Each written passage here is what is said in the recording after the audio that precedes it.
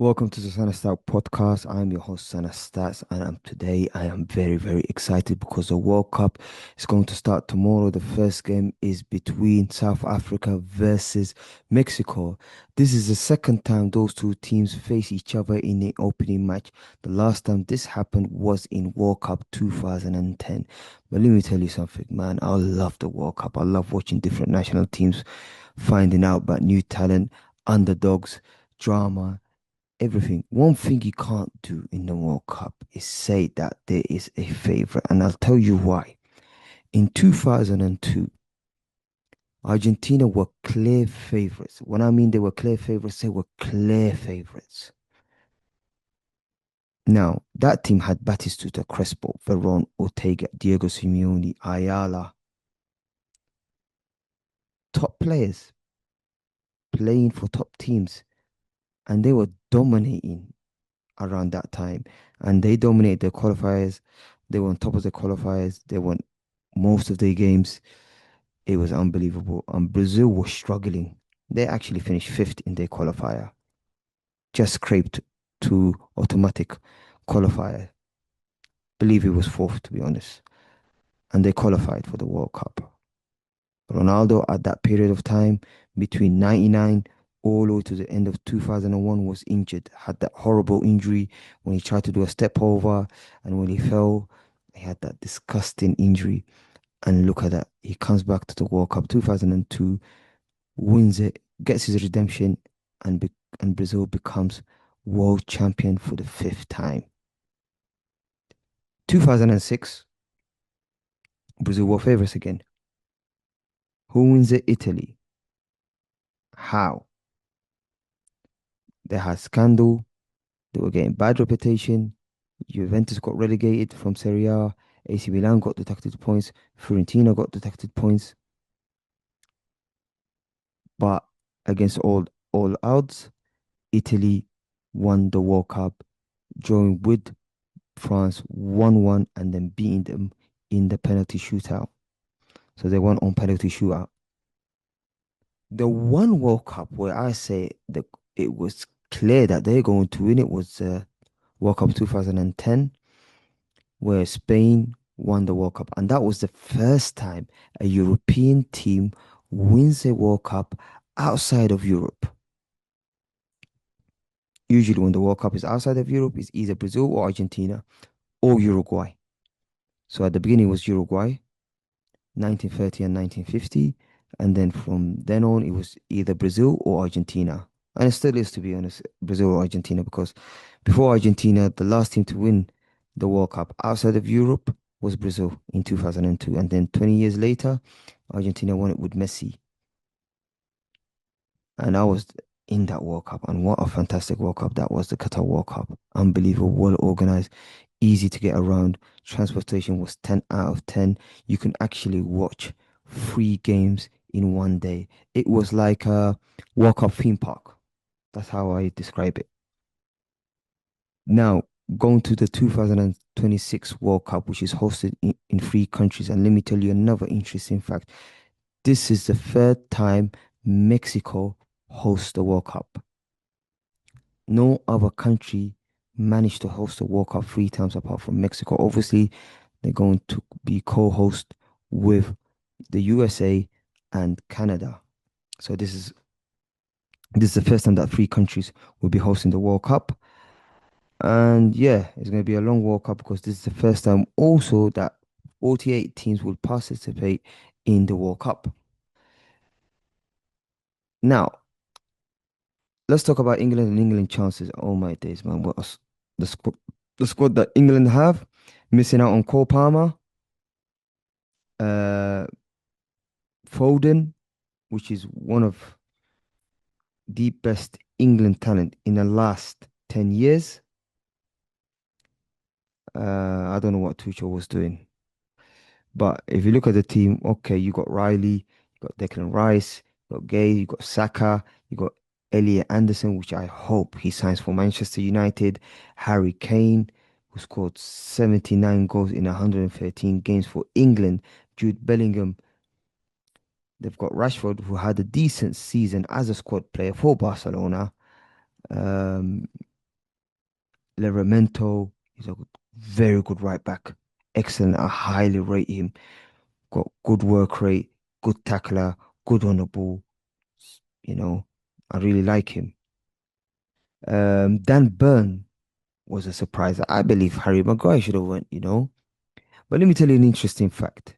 This is the first time since 1966 that there is no Liverpool player in the England squad. I repeat, there is no Liverpool player in the England squad for the first time since 1966. Psst, amazing. So if England win the World Cup, there's no Liverpool player that would be there. So that's the England squad for you. I don't think they're the favorite. I think it's hype. It's always, England are always considered to be the favorite, but they're not really going to be the favorite. For me, the favorites are France and Spain. Having said that, it does not mean they will automatically win it or they are clear favorites. Remember, it's 48 teams. There'll be a lot of games to be played. And I'm going to give you another interesting fact. 1982, Italy won the World Cup. 24 years later, they win the World Cup in 2006. Germany, in 1990, they won the World Cup. 24 years later, in World Cup 2014, they win the World Cup. So there's a pattern there. And I believe, in my opinion, Brazil will win the World Cup. It's been 24 years. It's in the US, obviously US, Mexico, and Canada, but mostly the games are going to be played in the USA. And I believe they can win the World Cup. They've got Neymar, who's been named in the squad. Hopefully he gets fit, getting played. If he plays well, Brazil got a real chance. And if Brazil manage him very, very well, I believe he is the last player in this generation that has that individualism. Yes, there's Cristiano and there's Messi, but he was the last guy to have that individualism that is playing in this World Cup. He's the last one. He's the one that can make things out of nothing. He's the one that can, you know, break defense, break stubborn low block defense, and he can score that goal. He can do that 1-2. He can score a goal out of nothing, make something out of nothing, get his team ticking and playing. I believe he can do something. You know, his dribbling skills, his skills. He is the guy that Brazil, if they want to win the World Cup, they have to get the best out. Yes, I know that he didn't play a lot this season. He had his injuries, he had his niggles. But Angelotti said to him, if you can get fit, I'll pick you. And sometimes it's not just about reputation, but it's also to do with class. And class is permanent. Form is temporary. A lot of players nowadays are form players. But when we talk about world class players, is what they can do, how they are composed on the ball. They like to dribble past players. They like to take risks. They like to do skills. They're the type of players that say, you know what, give me the ball and I'll show you what I can do. Don't worry. If you're not comfortable with the ball, just give it to me. I'll try again and I'll try again and I'll try again. What I want you to do as a teammate is that if I lose the ball, intercept it, give it to me again, I'll try again. You know, World class players are composed when it comes. They got good technical ability. The most important thing for you to be a world class player is that you're comfortable with the ball, have good composure, and have good technical ability and able to make something out of nothing. Whether you are a Pirlo, Iniesta, Dravi, Yamin Yamal is another player, Romario, Ronaldo, Laudrup. Those are world-class players that can make something out of nothing, and they are comfortable with the ball and have no problem having the ball on their feet under pressure. So yeah, and let me talk about Portugal now. I believe Cristiano Ronaldo would want to win the World Cup, and that the Portuguese team will do everything they can to win the World Cup for Cristiano Ronaldo, like the Argentinian team, what they did for Messi in World Cup 2022. But you got to manage Ronaldo. Ronaldo's 40. When Messi won the World Cup, he was around mid 30s. So there's a big difference. Now, Vitinha, Pedro, Bruno Fernandes, who had an incredible season, 21 assists. He broke the assist record of 21 assists, or 22 assists, that is.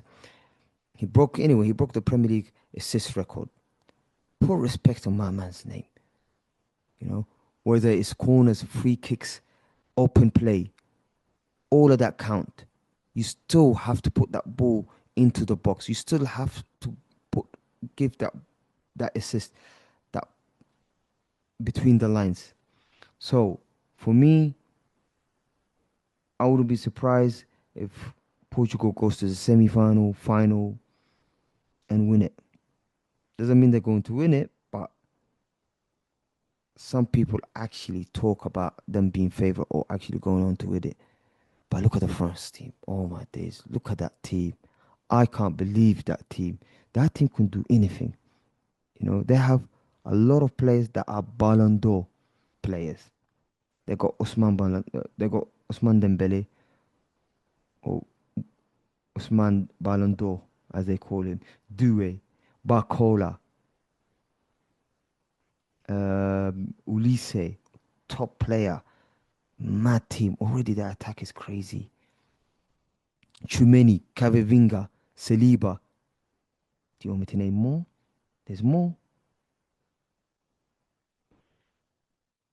Man, I look forward to this World Cup anyway. Uh, we didn't even talk about the underdog. I didn't even talk about the underdog. The underdogs will probably be Morocco again, Japan. Remember they beat Brazil in a friendly 3-2. Actually, in the first half, Brazil dominated them. They scored. They were 2-0 up, and then Japan came back and scored 3 goals. So that's another team. That's an underdog. Um, you've got Senegal. I hope they go far. I hope they go to the semi-final. You know, I'd love to see another African team in a semi-final. I'm still like, if you remember that Ghana versus Uruguay game when Ghana almost went to the semi-final and Asamoah Gyan missed a penalty, that still hurt. I'm not gonna lie, that still hurt. Even though, look, Morocco went to the semi-final. They went on to beat Spain and Portugal to face France in the semi-final in the last World Cup. I believe they've got a very good team. I believe they can do it and they can go far. Quarter-final, last 16, who knows? But then again, this World Cup is for us to find out about new players. Um, Clubs will be looking at this World Cup. They'll be scouting. They'll be looking at new players from different teams, whether it's from South Korea, Senegal, any other team. You know, that's the beauty of the World Cup, is that to find out about new players that your team could sign. But anyway, I've been your host, SunaStats, and see you soon.